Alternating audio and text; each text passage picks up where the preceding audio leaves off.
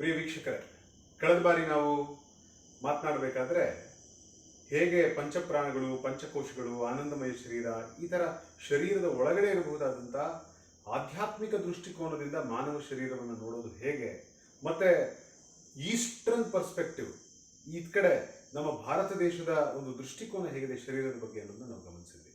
ಆದರೆ ಇವತ್ತು ಬಯೋಲಾಜಿಕಲಿ ಶರೀರವನ್ನು ಎಷ್ಟೆಲ್ಲ ಸಿಸ್ಟಮ್ಸ್ಗಳಿದ್ದಾವೆ, ಅದರ ಬಗ್ಗೆ ನಾವು ಯಾವ ರೀತಿ ಕೇರ್ ತಗೊಳ್ಬೇಕು ಅನ್ನುವಂಥ ಹಲವಾರು ವಿಚಾರಗಳನ್ನ ನಾವು ತಿಳ್ಕೊಂಡಿದ್ದೇವೆ ನಮ್ಮ ಪ್ರೀತಿಯ ಅತಿಥಿಗಳಾದಂಥ ಶ್ರೀಮಾನ್ ನಂದೀಶ್ ಸರ್ ಅವರಿಂದ. ವಿಶೇಷವಾಗಿ ಸರ್, ಸ್ವಾಮಿ ವಿವೇಕಾನಂದರು ಕೂಡ ಹೇಳ್ತಾರೆ, ಹೇಗೆ ಸೃಷ್ಟಿಯೊಳಗಡೆ ಎಷ್ಟೋ ಕಟ್ಟಡಗಳನ್ನು ಮನುಷ್ಯ ಕಟ್ಟಿದ್ರು ಕೂಡ ತಾಜ್ ಮಹಲ್ಲೇ ಅದ್ಭುತ, ಅದಕ್ಕಿಂತ ಮೀರಿದ ಕಟ್ಟಡ ಇನ್ಯಾವುದೂ ಇಲ್ಲ ಅಂತ ನಾವು ಸಮಾಜ ನಂಬಿದೆಯೋ, ಹಾಗೆ ಭಗವಂತನ ಸೃಷ್ಟಿಯಲ್ಲಿ ಮಾನವ ಶರೀರ ತಾಜ್ ಮಹಲ್ ಇದ್ದ ಹಾಗೆ ಅಂತ ಹೇಳಿ ವಿವೇಕಾನಂದರು ಮನುಷ್ಯ ಶರೀರದ ಬಗ್ಗೆ ಹೇಳ್ತಾರೆ. ಸೊ ಇವತ್ತು ಈ ಶರೀರದ ಬಗ್ಗೆ ಮತ್ತು ಈ ಶರೀರದ ಒಳಗಡೆ ಇರಬಹುದಾದಂಥ ಇಂಟೆಸ್ಟೈನ್ಸು, ಸೊ ಆರ್ಗನ್ಸು, ರೆಸ್ಪಿರೇಟರಿ ಸಿಸ್ಟಮು, ಈ ಥರ ಅನೇಕ ಸಿಸ್ಟಮ್ಸ್ಗಳೇನಿದ್ದಾವೆ, ಯಾವುದು ಇದೆಲ್ಲವೂ ಒಂದಕ್ಕೊಂದು ಹೇಗೆ ಇಂಟರ್ಲಿಂಕ್ ಆಗಿದ್ದಾವೆ, ಮತ್ತು ಇದನ್ನು ನಾವು ಯಾವ ರೀತಿ ಜಾಗೃತಿ ವಹಿಸಬೇಕು ಅನ್ನೋದ್ರ ವಿಚಾರವಾಗಿ ಒಂದು ಸ್ವಲ್ಪ ಬೆಳಕು ಚೆಲ್ಲಬೇಕು ಅಂತ ನಿಮಗೆ ಕೇಳ್ಕೊತಾ ಇದ್ದೀನಿ ಸರ್. ನಮಸ್ತೆ. ನೀವು ಹೇಳಿದಂತೆ ಮನುಷ್ಯ ಶರೀರ ಈ ಸೃಷ್ಟಿಯ ರಚನೆಗಳಲ್ಲಿ ಅತ್ಯಂತ ಸಂಕೀರ್ಣವಾದದ್ದು, ಉದಾತ್ತವಾದದ್ದು ಮತ್ತು ಮಹತ್ತರವಾದದ್ದು. ಬೇರೆ ಬೇರೆ ದೃಷ್ಟಿಕೋನಗಳಲ್ಲಿ ಶರೀರನ ನೋಡೋದು ಸಾಧ್ಯ ಇದೆ. ನೀವು ಹೇಳಿದಂತೆ ಫಿಸಿಯಾಲಜಿಕಲ್ಲು ಮತ್ತು ಬಯಾಲಜಿಕಲ್ಲು, ಅನಾಟಮಿ, ಈ ದೃಷ್ಟಿಯಿಂದ ವೈದ್ಯಶಾಸ್ತ್ರದ ಹಿನ್ನೆಲೆಯಲ್ಲಿ ಭಾಳ ವಿಸ್ಮಯಕಾರಿಯಾದ ಒಳನೋಟ ನಮಗೆ ಶರೀರದಲ್ಲಿ ಸಿಗ್ತಾ ಹೋಗುತ್ತೆ.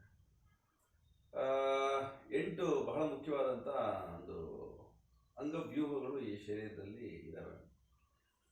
ಬಹಳ ಸೂಕ್ಷ್ಮವಾದದ್ದು ಅಂತ ಹೇಳೋದಾದರೆ ಉಸಿರಾಟದ ವ್ಯೂಹ, ಅದನ್ನು ರೆಸ್ಪಿರೇಟರಿ ಸಿಸ್ಟಮ್ ಅಂತ ಕರೀತಾರೆ. ಅದಕ್ಕೆ ಪಕ್ಕದಲ್ಲೇ ಅದರ ಜೊತೆಗೆ ಸಂಬಂಧ ಇಟ್ಕೊಂಡಿರುವಂಥದ್ದು ಸರ್ಕ್ಯುಲೇಟರಿ ಸಿಸ್ಟಮ್, ರಕ್ತ ಪರಿಚಲನಾ ವ್ಯೂಹ ಅಂತ ಹೇಳಿ. ಅದಕ್ಕೆ ಬಹಳ ಹತ್ತಿರದಲ್ಲಿ ಕೆಲಸ ಮಾಡ್ತಾ ಇರುವಂಥದ್ದು ಡೈಜೆಸ್ಟಿವ್ ಸಿಸ್ಟಮ್ ಅಂತ ಹೇಳಿ, ಜೀರ್ಣಾಂಗ ವ್ಯೂಹ ಅಂತ ಹೇಳಿ. ಅದಕ್ಕೆ ಹತ್ತಿರದಲ್ಲೇ ಇರುವಂಥದ್ದು ಎಲಿಮಿನೇಟರಿ ಸಿಸ್ಟಮ್ ಅಂತ, ವಿಸರ್ಜನಾಂಗ ವ್ಯೂಹ ಅಂತ ಹೇಳಿ. ಅದಕ್ಕೆ ಸ್ವಲ್ಪ ಹೊರಗಡೆ ಬಂದರೆ ನಮ್ಮ ಬಾಡಿ ಶರೀರದೊಳಗೆ ಸ್ಕೆಲಿಟಲ್ ಸಿಸ್ಟಮ್ ಅಂತ ಹೇಳೋದಿದೆ, ಅಂದರೆ ಅಸ್ಥಿಪಂಜರ ಒಂದು ವ್ಯೂಹ. ಅದು ಮೂಳೆಗಳು, ಜಾಯಿಂಟ್ಸು ಇತ್ಯಾದಿಗಳೆಲ್ಲ ಅದ್ರಲ್ಲಿ ಕಾಣ್ತೀವಿ ನಾವು.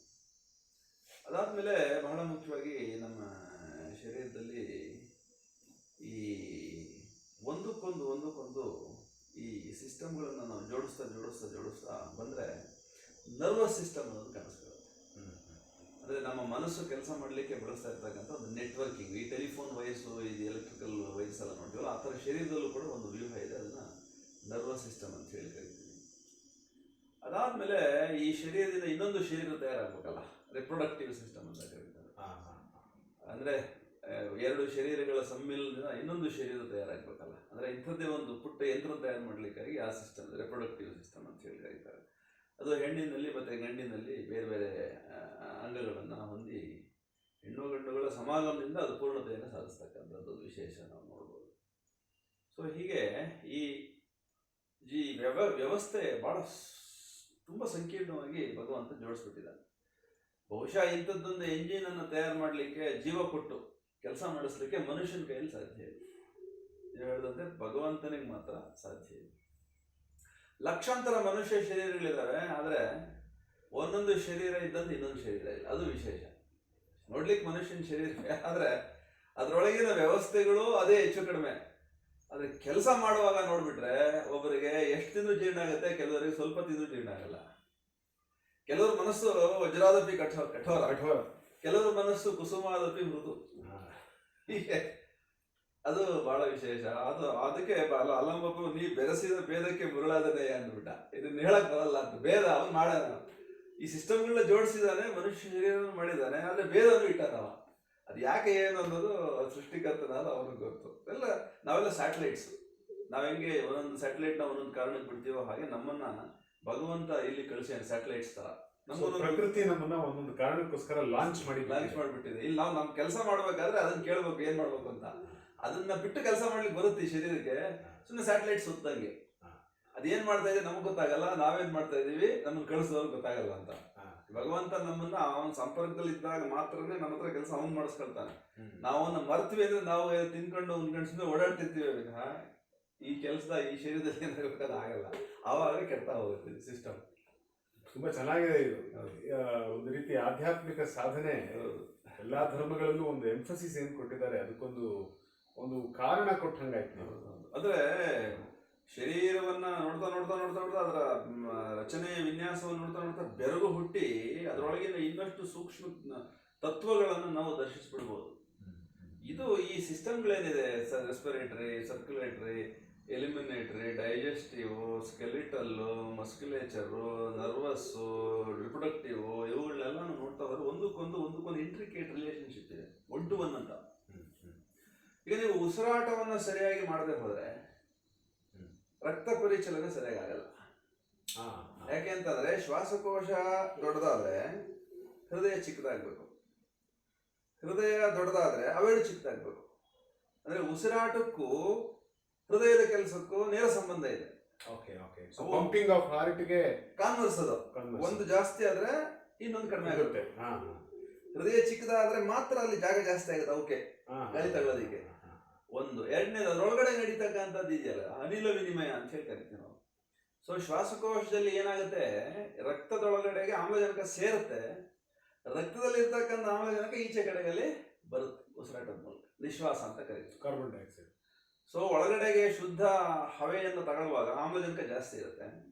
ಆ ಒಳಗಡೆ ಹೃದಯದೊಳಗಡೆಗೆ ಇರ್ತಕ್ಕಂಥ ಶರೀರದಲ್ಲಿ ಬಿಡುಗಡೆ ಆಗಿರ್ತಕ್ಕಂಥ ಇಂಗಾಲಾಮ್ಲವನ್ನು ಅದು ವಾಪಸ್ ಹಾಕಬೇಕು. ಇಂಗಾಲಾಮ್ಲ ಯಾಕೆ ಅಲ್ಲಿ ಬಿಡುಗಡೆ ಆಗಿದೆ ಅಂದ್ರೆ ನಾವು ತಿಂದ ಆಹಾರದಲ್ಲಿದೆ ಅದು.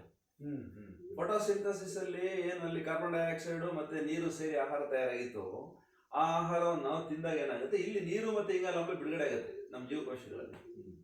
ಆ ಬಿಡುಗಡೆ ಆದ ಇಂಗಾಲಾಮ್ಲ ಶರೀರದ ಆಚೆ ಹೋಗ್ಬೇಕು, ಆಚೆ ಹೋಗಿ ಗಿಡಗಳಿಗೆ ಅದು ಆಹಾರ ಆಗ್ಬೇಕು. ಆ ಕಾರಣಕ್ಕಾಗಿ ಈ ಶ್ವಾಸಕೋಶದೊಳಗಡೆ ಅನಿಲ ವಿನಿಮಯ ನಡೆಯುತ್ತೆ, ಉಸಿರಾಟ ನಡೆಯುತ್ತೆ ಅಲ್ಲಿ. ಆ ಕ್ರಿಯೆ ಸರಿಯಾಗಾದ್ರೆ ಮಾತ್ರ ರಕ್ತ ಶುದ್ಧಿ ಆಗುತ್ತೆ. ರಕ್ತ ಶುದ್ಧಿ ಆಗೋದೇನು, ಆಮ್ಲಜನಕ ಸಹಿತ ಆಗೋದು ಅಂತ ಹೇಳಿ. ಆಮ್ಲಜನಕ ಯಾಕೆ ಬೇಕು, ಆಗ್ಲೇ ಹೇಳಿದಂಗೆ ನಾವು ತಿಂದದ್ದು ಜೀರ್ಣ ಆಗ್ಲಿಕ್ಕೆ ಬೇಕು. ನಾವು ತಿಂದದ್ದು ಜೀರ್ಣ ಆಗೋದಕ್ಕೆ ಆಮ್ಲಜನಕ ಬೇಕೇ ಬೇಕು. ಆ ಆಮ್ಲಜನಕ ಗಿಡ ಸಸ್ಯಗಳು ಹಸಿರು ಎಲೆಗಳಲ್ಲಿ ಬಿಡುಗಡೆ ಆಗುತ್ತೆ. ಸೊ ಆ ಕಾರಣಕ್ಕಾಗಿ ನಾವು ಬಿಡುವ ನಿಶ್ವಾಸದ ಉಸಿರು ಅದಕ್ಕೆ ಆಹಾರ, ಅದು ಬಿಡುವ ನಿಶ್ವಾಸ ಆಮ್ಲಜನಕ ನಮಗೆ ಇಲ್ಲಿ ಅನಿವಾರ್ಯ ಜೀರ್ಣಕ್ಕೆ. ಸೊ ಹೀಗಾಗಿ ಪ್ರಕೃತಿಗೂ ನಮ್ಮ ಉಸಿರಾಟಕ್ಕೂ ನಮ್ಮ ಹೃದಯಕ್ಕೂ, ಹೃದಯದ ಕೆಲಸಕ್ಕೂ ನಮ್ಮ ಮನಸ್ಸಿಗೂ ಸಂಬಂಧ ಇದೆ. ಈಗ ನಮಗೆ ಸಿಟ್ಟು ಬಂದ್ರೆ ಅಥವಾ ಡಿಪ್ರೆಷನ್ ಆದ್ರೆ, ಯಾವುದೋ ಒಂದು ಕಾರಣ ಖಿನ್ನತೆ ಬಂದ್ರೆ ಉಸಿರಾಟದಲ್ಲಿ ವ್ಯತ್ಯಾಸ ಆಗುತ್ತೆ, ತಿಂದದ್ದು ಜೀರ್ಣ ಆಗಲ್ಲ, ಅಂದ್ರೆ ಡೈಜೆಸ್ಟಿವ್ ಸಿಸ್ಟಮ್ ಅಫೆಕ್ಟ್ ಆಯ್ತು. ಅಂದ್ರೆ ಉಸಿರಾಟಕ್ಕೂ ಮನಸ್ಸಿಗೂ ಸಂಬಂಧ ಇದೆ, ಮನಸ್ಸಿಗೂ ನರ್ವಸ್ ಸಿಸ್ಟಮ್ಗೂ ಸಂಬಂಧ ಇದೆ. ನರ್ವಸ್ ಸಿಸ್ಟಮ್ಗೂ ಗ್ಲ್ಯಾಂಡ್ಯುಲರ್ ಫಂಕ್ಷನ್ಸ್ ಇದೆಯಲ್ಲ, ಗ್ರಂಥಿ ವ್ಯವಸ್ಥೆ ಇದೆಯಲ್ಲ, ಆ ಗ್ರಂಥಿಗಳಲ್ಲಿ ರಸವಿಶೇಷಗಳ ಸ್ರವಿಕೆ ಆಗಬೇಕಲ್ಲ, ಅಲ್ಲಿ ವ್ಯತ್ಯಾಸ ಆಗುತ್ತೆ. ಸೊ ನಮ್ಮ ಮನಸ್ಸು ಸಮಾಧಾನವಾಗಿ ಶಾಂತವಾಗಿದ್ದಾಗ ಆಗೋ ಕೆಲಸ ಬೇರೆ. ನಾವು ಹೇಗಂದ್ರೆ ಹಾಗೆ ಮನಸ್ಸನ್ನು ಇಟ್ಕೊಂಡು ಕೋಪ ತಾಪ ಇತ್ಯಾದಿಗಳಲ್ಲಿ ಖಿನ್ನತೆಗಳಲ್ಲಿ ಆಹಾರ ಸೇವನೆ ಮಾಡಿದ್ರೆ ಜೀರ್ಣ ಆಗಲ್ಲ. ಯಾಕೆ ಅಂತ ಅಂದ್ರೆ ಗ್ಲ್ಯಾಂಡ್ಯುಲರ್ ಡಿಸ್ಫಂಕ್ಷನ್ ಇರುತ್ತೆ, ಗ್ರಂಥಿ ವ್ಯವಸ್ಥೆ ಸರಿಯಾಗಿ ಕೆಲಸ ಮಾಡಲ್ಲ, ನರ್ವಸ್ ಸಿಸ್ಟಮ್ ಕೆಲಸ ಮಾಡಲ್ಲ. ಸೊ ಹೀಗಾಗಿ ನಮ್ಮ ಮನಸ್ಸಿಗೂ ನಮ್ಮ ದೇಹಕ್ಕೂ ನಡುವೆ ಕೆಲಸ ಮಾಡ್ತಾ ಇರ್ತಕ್ಕಂಥ ಪ್ರಾಣಕ್ಕೂ ಸಂಬಂಧ ಕಲ್ಪಿಸ್ತಕ್ಕಂಥ ವ್ಯವಸ್ಥೆಯು ಈ ಸಿಸ್ಟಮ್ಗಳಲ್ಲಿ ಅಡಕಾಗಿದೆ. ಹಾಗಾಗಿ ಉಸಿರಾಟ ಸರಿಯಾಗಿ ಇಟ್ಕೊಂಡ್ರೆ ರಕ್ತ ಪರಿಚಲನೆ ಸರಿಯಾಗುತ್ತೆ. ರಕ್ತ ಪರಿಚಲನೆ ಸರಿಯಾಗಾದ್ರೆ ಜೀರ್ಣವಾದ ಆಹಾರ ಜೀವಕೋಶಗಳು ತಲುಪಿಸಲ್ಪಡ್ತದೆ. ಶರೀರಕ್ಕೆ ಕೆಲಸ ಮಾಡಬೇಕಾದ್ರೆ ಶಕ್ತಿ ಬೇಕು ಅಂದ್ರೆ ಸಕ್ಕರೆಯಲ್ಲಿ ಹೋಗ್ಬೇಕಂದ್ರೆ ರಕ್ತ ಅದನ್ನು ತಗೊಂಡು ಹೋಗ್ಬೇಕು, ರಕ್ತ ಅದನ್ನು ತಗೊಂಡು ಹೋಗ್ಬೇಕಾದ್ರೆ ಹೃದಯ ಸರಿಯಾಗಿ ಕೆಲಸ ಮಾಡಬೇಕು, ಹೃದಯ ಸರಿಯಾಗಿ ಕೆಲಸ ಮಾಡ್ಬೇಕಂದ್ರೆ ಉಸಿರಾಟ ಸರಿಯಾಗಿರ್ಬೇಕು. ಸೊ ಹೀಗೆ ಉಸಿರಾಟದ ವ್ಯವಸ್ಥೆಗೂ, ರಕ್ತ ಪರಿಚಲನಾ ವ್ಯವಸ್ಥೆಗೂ, ಜೀರ್ಣಾಂಗದ ವ್ಯವಸ್ಥೆಗೂ, ನರಮಂಡಲದ ವ್ಯವಸ್ಥೆಗೂ ಒಂದಕ್ಕೊಂದು ಪರಸ್ಪರ ಸಂಬಂಧ ಇದೆ. ಇದರಲ್ಲಿ ಯಾವ್ದಾದ್ರು ಒಂದು ಕಡೆ ಸೋಲಾದ್ರೆ ಇಡೀ ದೇಹ ಸೋಲುತ್ತೆ, ಆರೋಗ್ಯ ಕೆಡುತ್ತೆ. ಆ ಕಾರಣಕ್ಕಾಗಿನೇ ನಮ್ಮಲ್ಲಿ ಒಂದು ಸಂಸ್ಕಾರ, ಒಂದು ಸಂಪ್ರದಾಯ, ಒಂದು ರೀತಿ ನೀತಿಗಳನ್ನು ಮಾಡಿದ್ದು.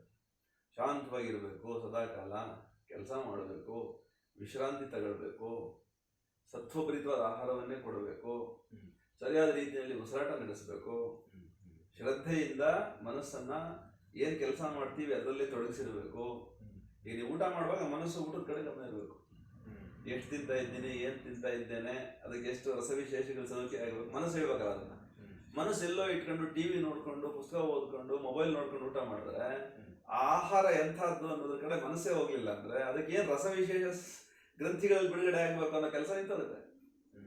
ಇದು ಬಹಳ ವಿಶೇಷವಾಗಿ ಗಮನಿಸ್ಕೊಳ್ಬೇಕಾಗುತ್ತೆ. ಸೊ ನಮ್ಮ ಜೀರ್ಣ ವ್ಯವಸ್ಥೆ ಸರಿಯಾದ್ರೆ ವಿಸರ್ಜನೆ ಸರಿಯಾಗಿತ್ತು. ವಿಸರ್ಜನೆ ಆಗಲೇಬೇಕು. ವಿಸರ್ಜನೆಯಲ್ಲಿ 3 ತರ: ಸಾಲಿಡ್, ಲಿಕ್ವಿಡ್, ಗೇಷಿಯಸ್ ಅಂತ ಹೇಳಿ. ಸಾಲಿಡ್ಸ್ ಎಲ್ಲಾನು ನಮ್ಮ ದೊಡ್ಡ ಕಲ್ಲಿನ ಮೂಲಕ ಆಚೆ ಹೋಗುತ್ತೆ. ಲಿಕ್ವಿಡ್ಸ್ ಎಲ್ಲಾನು ನಮ್ಮ ಮೂತ್ರಕೋಶದ ಮೂಲಕ ಆಚೆ ಹೋಗುತ್ತೆ, ಮೂತ್ರಪಿಂಡಗಳಿಂದ. ಇನ್ನೊಂದು ಗೇಷಿಯಸ್ ಎಕ್ಸ್ಪಲ್ಷನ್ ಅಂತ ಹೇಳಿ, ಶ್ವಾಸಕೋಶದ ಮೂಲಕ uric acid, urea, carbon dioxide, water vapour ಚಕ್ರ ಬರುತ್ತೆ. ಮತ್ತೆ ಬೆವರಿನ ಮೂಲಕವೂ ಸ್ವಲ್ಪ ಮಟ್ಟಿಗೆ ಯೂರಿಯಾ ಆಸಿಡ್ ಆಗ್ತದೆ. ಸೊ ಹೀಗಾಗಿ ಈ ವಿಸರ್ಜನಾಂಗದೊಳಗಡೆಗೆ ಕಿಡ್ನಿ, ದೊಡ್ಡ ಕರಳು, ಶ್ವಾಸಕೋಶ ಮತ್ತೆ ಚರ್ಮ, ಇದು ವಿಸರ್ಜನೆ. ಈ ವಿಸರ್ಜನೆಗಳು ಸರಿಯಾಗಾದ್ರೆ ಮಾತ್ರ ಶರೀರ ಆರೋಗ್ಯವಾಗಿ ಸ್ವಸ್ಥವಾಗಿರಕ್ಕೆ ಸಾಧ್ಯ. ಈ ವಿಸರ್ಜನೆ ಸರಿಯಾಗಿ ಆಗ್ಬೇಕಂದ್ರೆ ಜೀರ್ಣಕ್ರಿಯೆ ಸರಿಯಾಗಿ ಆಗಿರ್ಬೇಕು. ತಿಂದದ್ದು ಜೀರ್ಣ ಆದ್ರೆ ಅದು ಮಲವಿಶೇಷಗಳಾಗಿ ಆಚೆ ಕಡೆ ಹೋಗುತ್ತೆ. ಆಚೆ ಕಡೆ ಹೋಗ್ಲೇಬೇಕು. ನಾವು ಎಷ್ಟು ತಿಂತೀವಿ, ಎಷ್ಟು ಕುಡಿತೀವಿ ಅದು ಅಷ್ಟು ಆಚೆ ಹೋದ್ರೆ ಮಾತ್ರ ಶರೀರಕ್ಕೆ ಸ್ವಸ್ಥತೆ. ನಿಂತ್ರೆ ಮುಗೀತು. ಅದನ್ನ ಕಾನ್ಸ್ಟಿಪೇಷನ್ ಅಂತ ಕರೀತಾರೆ. So constipation is the root cause for all disease ಅಂತ. ಎಲ್ಲ ಕಾಯಿಲೆಗಳ ಮೂಲ ಕಾನ್ಸ್ಟಿಪೇಷನ್, ಮಲಬದ್ಧತೆ. ಮಲಬದ್ಧತೆ ಆಗ್ಲಿಕ್ಕೆ ಮೂಲ ಕಾರಣ ತಿನ್ನುವಾಗ ಆ ಕಡೆ ಗಮನ ಕೊಡದೇ ಇರೋದು, ಸರಿಯಾಗಿ ನೀರು ಕುಡಿಯದೇ ಇರೋದು, ಸರಿಯಾಗಿ ಕೆಲಸ ಮಾಡದೇ ಇರೋದು, ಸರಿಯಾಗಿ ವಿಶ್ರಾಂತಿ ಕೊಡದೇ ಇರೋದು, ಸರಿಯಾಗಿ ಉಸಿರಾಟ ನಡೀದೇ ಇರುವಂಥದ್ದು. ಹೀಗೆಲ್ಲಾನು ಪಟ್ಟಿ ಮಾಡ್ತಾ ಹೋಗ್ಬೋದು. ಆರೋಗ್ಯಕ್ಕೆ ಬಹಳ ಮುಖ್ಯವಾಗಿ ಈ ಒಳಗಿನ ಅಂಗ ವಿಶೇಷಗಳ, ಅಂಗ ವ್ಯೂಹಗಳ ಸಂಯೋಜನೆ ಹೇಗಾಗಿದೆ, ಅವುಗಳನ್ನು ಹೇಗೆ ನಾವು ಸರಿಯಾದ ರೀತಿಯೊಳಗಡೆ ಬಳಸ್ಕೊಳ್ಬೇಕು ಅನ್ನೋದು ಬಹಳ ಮುಖ್ಯ. ಅದಕ್ಕೆ ಗೋಲ್ಡನ್ ಪ್ರಿನ್ಸಿಪಲ್ಸ್ ಏನ್ ಹೇಳ್ತಾರೆ ಅಂದ್ರೆ proper eating, proper respiration, proper exercise, proper rest and meditation ಅಂತ ಹೇಳ್ತಾರೆ. ಮೆಡಿಟೇಷನ್ ಏನಕ್ಕೆ ಬೇಕಿಲ್ಲ ಅಂತ ಅಂದ್ರೆ ಈ ಶರೀರದ ಎಲ್ಲ ಕ್ರಿಯೆಗಳಲ್ಲಿ, ಆ ಕ್ರಿಯೆಗಳ ಹಿಂದೆಗಡೆ ಇರೋ ಆಲೋಚನೆಗಳಲ್ಲಿ ಮನಸ್ಸನ್ನು ಇಟ್ಟರೆ ಮಾತ್ರವೇ ಈ ಇಂಜಿನ್ ಸರಿಯಾಗಿ ಕೆಲಸ ಮಾಡುತ್ತೆ. ಇದು ಹೇಗಂದ್ರಾಗೆ ಬಳಸಿದ್ರೆ ಇದು ಕೆಟ್ಟೋಗುತ್ತೆ. ಇದು ವಿಮಾನವನ್ನು ಡ್ರೈವ್ ಮಾಡಬೇಕಾದ್ರೆ ಪೈಲಟ್ ಎಷ್ಟು ಅಬ್ಸಲ್ಯೂಟ್ ಕಾನ್ಸಂಟ್ರೇಷನ್ ಅಲ್ಲಿ ಅದನ್ನ ನಿರ್ವಹಿಸ್ತಾ ಇರ್ತಾನೋ ಹಾಗೆ ಈ ಶರೀರವನ್ನು ಕೂಡ ನಾವು ಅಷ್ಟೇ ತನ್ಮಯ. ಹಾಗಾದ್ರೆ ನಾವು ಊಟ ಮಾಡ್ಬೇಕಾದ್ರೆ ದಿನ ಗೊತ್ತಿರಬೇಕು, ಇಷ್ಟು ತೂತು ತಿಂದಿದ್ದೀನಿ, ಇಷ್ಟು ಆಹಾರ ಸೇವನೆ ಮಾಡ್ತಾ ಇದ್ದೀನಿ, ಮಧ್ಯೆ ಎಲ್ಲೋ ಟೀ ಕಾಫಿ ಕುಡಿದೆ, ಮಧ್ಯೆ ಎಲ್ಲೋ ಹಣ್ಣು ತಿಂದೆ, ಇದೆಲ್ಲ ನಾವು ಕಾನ್ಶಿಯಸ್ಲಿ ಮಾಡಬೇಕು. ಕಾನ್ಶಿಯಸ್ ಈಟಿಂಗ್ ಅದೊಂದು ಸಂಸ್ಕಾರ. ಅದಕ್ಕೆ ನಮ್ಮಲ್ಲಿ ಒಂದು ಮಂತ್ರ ಹೇಳ್ತಾರೆ, ಜ್ಞಾನ ವೈರಾಗ್ಯ ಸಿದ್ಧ್ಯರ್ಥಂ ಶಂಕರ ಪ್ರಾಣವಲ್ಲಭೆ ಜ್ಞಾನ ವೈರಾಗ್ಯ ಸಿದ್ಧ್ಯರ್ಥಂ ಭಿಕ್ಷಾಂತಿ. ಅಂದ್ರೆ ಏನನ್ನು ನಾವು ಒಳಗಡೆ ಹಾಕ್ತಾ ಇದ್ದೀವಿ ಅದು ಪ್ರಸಾದ, ನಿನ್ನದು, ಪ್ರಕೃತಿ ತಾಯಿದು, ಪಾರ್ವತಿದು. ಅದನ್ನು ನಾನು ಹಾಕ್ತಾ ಇರುವಾಗ ಜ್ಞಾನ ಮತ್ತೆ ವೈರಾಗ್ಯಕ್ಕಾಗಿ ನಾನು ಹಾಕ್ತಾ ಇದ್ದೀನಿ. ಆ ಭಿಕ್ಷೆಯನ್ನ ನೀನು ನನಗೆ, ಜ್ಞಾನ ಮತ್ತು ವೈರಾಗ್ಯದ ಭಿಕ್ಷೆಯನ್ನ ಕೊಡುವುದನ್ನು ಸೇವಿಸುತ್ತದೆ. ಅದಕ್ಕಾಗಿ ಆಹಾರ ಅಂತ. ಅಂದ್ರೆ ಇಷ್ಟು ನೋಬಲ್ ಆಗಿ ನಾವು ಈ ದೇಹವನ್ನು ನೋಡಬೇಕು. ಈ ದೇಹವೂ ಕೂಡ ಪ್ರಕೃತಿಯ ಪ್ರಸಾದ. ಈ ದೇಹಕ್ಕೂ ಪ್ರಕೃತಿಯೇ ಪ್ರಸಾದವನ್ನು ಕೊಡ್ತಾ ಇದೆ. ನೀರಿರ್ಬೋದು, ಆಹಾರ ಇರ್ಬೋದು. ಈ ಶರೀರದಲ್ಲಿ, ಸ್ಥೂಲ ಶರೀರದಲ್ಲಿ, ಸೂಕ್ಷ್ಮ ಶರೀರದಲ್ಲಿ, ಕಾರಣ ಶರೀರದಲ್ಲಿ ಏನೆಲ್ಲ ನಡೀತಾ ಇದೆ ಅನ್ನೋದನ್ನು ಕೂಡ ನಾವು ಅರ್ಥ ಮಾಡ್ಕೊಳ್ಬೇಕು. ಅದನ್ನು ಸರಿಯಾದ ರೀತಿ ಒಳಗಡೆಗೆ ನೋಡ್ಕೊಳ್ಬೇಕು. ಅದನ್ನ ಮೆಡಿಟೇಷನ್ ಅಂತ ಕರೀತಾರೆ. ಮೆಡಿಟೇಷನ್ ಅಂದ್ರೇನು? ನಮ್ಮೆಲ್ಲ ಆಚಾರ ವಿಚಾರಗಳನ್ನ ತನ್ಮಯರಾಗಿ ಮಾಡುವಂಥದ್ದು. ಓಕೆ. ನೀವು ಬೆಳಗ್ಗೆ ಎದ್ದು ಹಲ್ಲುಜ್ಜೋದ್ರಿಂದ ಹಿಡಿದು ಈ ಶರೀರಕ್ಕೆ ಆಹಾರ ಕೊಡೋದ್ರವರೆಗೆ, ಬೆಳಗ್ಗೆ ಮಲಗಿ ವಿಶ್ರಾಂತಿಗೆ ಹೋಗೋವರೆಗೆ, ಬೆಳಗಿಂದ ಸಂಜೆವರೆಗೆ, ಮತ್ತೆ ರಾತ್ರಿಯೂ ಕೂಡ ಎಚ್ಚರದಲ್ಲಿ ಈ ಶರೀರವನ್ನು ಗಮನಿಸ್ಕೊಳ್ಳೋದಕ್ಕೆ ಮೆಡಿಟೇಷನ್. ಸೊ ಪ್ರಾಪರ್ ಈಟಿಂಗ್ ಅಂದ್ರೆ ಏನೋ? ಸರಿಯಾದನ್ನ, ಸತ್ವಭರಿತವಾದನ್ನ, ಪ್ರಕೃತಿ ಸಹಜವಾದದನ್ನು ತಿನ್ನಬೇಕು. ಶರೀರ ಕೊಡಬೇಕಾದ್ರೆ ಜ್ಞಾನ ವೈರಾಗ್ಯ ಸಿದ್ಧಿಯ ಅಂತ ಹೇಳಿ ತಿಳ್ಕೊಳ್ಬೇಕು. ಶ್ರದ್ಧಾಪೂರ್ವಕವಾಗಿ ಪ್ರಸಾದ ಅಂತ ಸೇವನೆ ಮಾಡಬೇಕು. ಗೌರವ ಪೂರ್ವಕವಾಗಿ ಸೇವನೆ ಮಾಡಬೇಕು. ನೀರು ಕುಡಿಯುವಾಗ ತೀರ್ಥ ಅಂತ ಸೇವಿಸ್ಬೇಕು. ಆಹಾರ ಸೇವಿಸುವಾಗ ಪ್ರಸಾದ ಅಂತ ಸೇವಿಸ್ಬೇಕು. ಯಾಕೆ ಅಂತಂದ್ರೆ ಶರೀರದೊಳಗೆ ಹೋದ್ಮೇಲೆ ನಾವು ಯಾವ ಗೌರವವನ್ನು ಅದಕ್ಕೆ ಕೊಟ್ಟಿದ್ದೋ ಅದೇ ಗೌರವ ನಮ್ಗೆ ಅದು ಕೊಡ್ತದೆ ಒಳಗಡೆ ಹೋದ್ಮೇಲೆ, ಪಂಚಭೂತಗಳು. ಆ ಕಾರಣಕ್ಕಾಗಿ ಸೊ ಇದೆಲ್ಲ ಫುಡ್ ಕಲ್ಚರ್ ಅಂತ ಕರೀತಾರೆ. ನಮ್ಮಲ್ಲಿ ಇತ್ತದ ಸಂಪ್ರದಾಯ. ಈಗೀಗ ಎಲ್ಲ ಆಧುನಿಕ ಮತ್ತೆ ಪಾಶ್ಚಿಮಾತ್ಯ ಅನುಕರಣೆಯಿಂದಾಗಿ ಸ್ವಲ್ಪ ಮಟ್ಟಿಗೆ ಕೆಟ್ಟಿರ್ಬೋದು. ಬಟ್ ಅದು ಹೋಗುತ್ತದು. ಯಾಕಂದ್ರೆ ಶರೀರ ಕೆಡುತ್ತಲ್ಲ. ಒಂದ್ಸರಿ ಆ ಶರೀರ ಕೆಟ್ಟ ಮೇಲೆ ಮತ್ತೆ ವಾಪಸ್ ತಗೊಂಡು ಹೋಗೋದು ತುಂಬಾ ಕಷ್ಟ. ಅದು ಯಾಕಂದ್ರೆ ನಾವಾಗಲೇ ಹೇಳ್ದಂಗೆ ತುಂಬಾ ಸಂಕೀರ್ಣ ಯಂತ್ರ ಇದು. ಸೊ ಈ ಹಿನ್ನೆಲೆ ಒಳಗಡೆ ಪ್ರಾಪರ್ ರೆಸ್ಟ್ ಅಂದ್ರೆ ಏನು ಅಂತಂದ್ರೆ ಪ್ರಾಪರ್ ಎಕ್ಸರ್ಸೈಸ್ ಆಗಿರ್ಬೇಕು. ಅಂದ್ರೆ ತಿಂದದ್ದನ್ನ ಜೀರ್ಣಿಸ್ಲಿಕ್ಕೆ ಕೆಲಸ ಮಾಡಬೇಕು. ಕಾಯಕ ಅಂತ ಕರೀತಾರೆ. ಕಾಯ ಇರೋದೇ ಕೆಲಸ ಮಾಡ್ಲಿಕ್ಕಾಗಿ. ಕೆಲಸ ಮಾಡದೆ ಹೋದ್ರೆ ಸುಮ್ಮನೆ ತಿಂತ ಹೋದ್ರೆ ಅದು ಜೀರ್ಣ ಆಗಲ್ಲ, ಅದು ಕೊಳಿತಾ ಹೋಗುತ್ತೆ. ಓಕೆ. ಸೊ ಆ ಕಾರಣಕ್ಕಾಗಿ ನಾವು ಎಷ್ಟು ತಿಂದಿದ್ದೀವಿ ಅಷ್ಟು ಶ್ರಮ ಹಾಕಬೇಕು. ಶ್ರಮ ಹಾಕಿದ್ರೆ ಮಾತ್ರ ನಮಗೆ ತಿನ್ನೋದಕ್ಕೆ ಅರ್ಹತೆ ಬರುವಂಥದ್ದು. ಇದು ಬಹಳ ಮುಖ್ಯ. ಇನ್ನು ಪ್ರಾಪರ್ ರೆಸ್ಟ್ ಅಂದ್ರೆ ಏನಂತಂದ್ರೆ ಮೊದಲು ಎಕ್ಸರ್ಸೈಸ್ ಆಗಬೇಕು, ಶರೀರಕ್ಕೆ ಕೆಲಸ ಆಗಬೇಕು, ಆಮೇಲೆ ತದನುಗುಣವಾಗಿ ಬಹಳ ಸ್ವಚ್ಛವಾದ ಒಂದು ವಾತಾವರಣದಲ್ಲಿ ಶರೀರಕ್ಕೆ ವಿಶ್ರಾಂತಿಯನ್ನು ಕೊಡಬೇಕು. ಪ್ರಾಪರ್ ಎಕ್ಸರ್ಸೈಸ್ ಹಾಕ್ಬೇಕು, ಉಸಿರಾಟದ ವ್ಯಾಯಾಮ ಅಂತ ಹೇಳಿದ್ವಿ, ಪ್ರಾಪರ್ ರೆಸ್ಪಿರೇಷನ್ ಅಂತ, ಪ್ರಾಪರ್ ಬ್ರೀತಿಂಗ್ ಅಂತ. ಏನಂಗಂದ್ರೆ ಇದ್ದಾರೆ ಯಾಕೆ ಬೇಕು ಉಸಿರಾಟ ಅಂತಂದ್ರೆ ಎಷ್ಟು ಮುಖ್ಯ ಅಂದ್ರೆ ಬಹುಶಃ ಇದು 100ಕ್ಕೆ 90% ಜನಕ್ಕೆ ಗೊತ್ತಿಲ್ಲ ಉಸಿರಾಟದ ಇಂಪಾರ್ಟೆನ್ಸ್. ನಾನು ಆಗ್ಲೇ ಹೇಳ್ದಂಗೆ ಅಲ್ಲಿ ಏನು ಆಹಾರ ತಯಾರಾಗುವಾಗ ಸಸ್ಯಗಳಲ್ಲಿ ಆಮ್ಲಜನಕ ಬಿಡುಗಡೆ ಆಗುತ್ತೆ, ಆ ಬಿಡುಗಡೆಯಾದ ಆಮ್ಲಜನಕ ಅಷ್ಟು ಪ್ರಮಾಣದಲ್ಲಿ ಶರೀರದಲ್ಲಿ ಬಂದು ಜೀವಕೋಶದಲ್ಲಿ ಸೇರಿದಾಗ ಮಾತ್ರನೇ ಅಲ್ಲಿ ಬಿಡುಗಡೆಯಾದ ಸ್ಟಾರ್ಚ್ ಇಲ್ಲಿ ಜೀರ್ಣ ಆಗೋದು. ಅದನ್ನು ಫೋಟೋಸಿಂಥಸಿಸ್ ಅಂತ ಕರೆದ್ರೆ, ಇದನ್ನು ಗ್ಲೈಕಾಲಿಸಿಸ್ ಅಂತ ಕರೀತಾರೆ. ಅಂದ್ರೆ ಜೀವಕೋಶಗಳಲ್ಲಿ ತಿಂದ ಸಕ್ಕರೆ ಅಣು ಒಡಿಬೇಕಾದ್ರೆ ಒಂದು ಸಕ್ಕರೆ ಅಣು ತುಂಡಾಗಬೇಕಾದ್ರೆ 6 ಆಮ್ಲಜನಕ ಸೇರ್ಕೋಬೇಕಿಲ್ಲಿ. ಯಾಕೆಂದ್ರೆ ಅಲ್ಲಿ 6 ಆಮ್ಲಜನಕ ಬಿಡುಗಡೆ ಆಗಿರ್ತದೆ ಅಲ್ಲಿ. ಅಂದ್ರೆ ಒಂದು ನೀವು ಯೂನಿಟ್ ಶುಗರ್ ಡಿಸೋಸಿಯೇಟ್ ಮಾಡ್ಲಿಕ್ಕೆ 6 ಯೂನಿಟ್ ಆಕ್ಸಿಜನ್ ಕೊಡ್ಬೇಕಾಗತ್ತೆ. ಅಂದ್ರೆ ನೀವು ಒಂದು 100 ಗ್ರಾಮ್ಸ್ ಅಪ್ರಾಕ್ಸಿಮೇಟ್ ಆಗಿ ಲೆಕ್ಕಾಚಾರ ಮಾಡೋದಾದ್ರೆ 100 ಗ್ರಾಮ್ಸ್ ನೀವು ಸ್ಟಾರ್ಚ್ ಕೊಟ್ರೆ 600 ಗ್ರಾಮ್ಸ್ ಆಕ್ಸಿಜನ್ ಕೊಡ್ಬೇಕಾಗತ್ತೆ. ಅಂದ್ರೆ ಎಷ್ಟು ಕೆಲಸ ಮಾಡಬೇಕು. ಸುಮ್ಮನೆ ಕೂತ್ರೆ ಉಸಿರಾಟ ನಡೆಯೋದಿಲ್ಲ, ಕರೆಕ್ಟ್. ಮಲಿಕೊಂಡ್ರೆ ಉಸಿರಾಟ ನಡೆಯೋದಿಲ್ಲ, ಶ್ರಮ ಹಾಕಿದ್ರೆ ಉಸಿರಾಟ ಜಾಸ್ತಿ ಆಗುತ್ತೆ. ಸೊ ನಾವೆಷ್ಟು ತಿಂತೀವಿ ಅದಕ್ಕೆ 6 ಪಟ್ಟು ಉಸಿರಾಟ ಮಾಡಬೇಕು. ಅಷ್ಟು ಉಸಿರಾಟ ಮಾಡಬೇಕು ಅಂದ್ರೆ ಅಷ್ಟು ಕೆಲಸ ಫಿಸಿಕಲ್ ಎಕ್ಸರ್ಸೈಸ್ ಆಗ್ತದೆ. So they are totally interconnected, intricately executed ಅಂತ ಬಾಡಿ. ಅದಕ್ಕೆ ಸಂಕೀರ್ಣ ಅಂತ ಹೇಳಿದ್ವಿ. ಅಲ್ಲಿ ನೀವು ಹೇಳೋದಲ್ಲ ಸಂಕೀರ್ಣ ಅಂತ. ಉಸಿರಾಟ ನಡೆದ್ರಷ್ಟೇನೆ ಆಮ್ಲಜನಕ ಪೂರೈಕೆ, ಆಮ್ಲಜನಕ ಪೂರೈಕೆ ಆದ್ರಷ್ಟೇನೆ ಜೀರ್ಣ ಆಗೋದು ಸಸ್ಯದ ನಮ್ಮ ಜೀವಕೋಶಗಳಲ್ಲಿ. ಜೀರ್ಣ ಆದ್ರಷ್ಟೇನೆ ವಿಸರ್ಜನೆ ಆಗುವಂಥದ್ದು, ವಿಸರ್ಜನೆ ಆದ್ರೆ ಅಷ್ಟೇನೆ ಶರೀರ ಶುದ್ಧಿ ಆಗುವಂಥದ್ದು.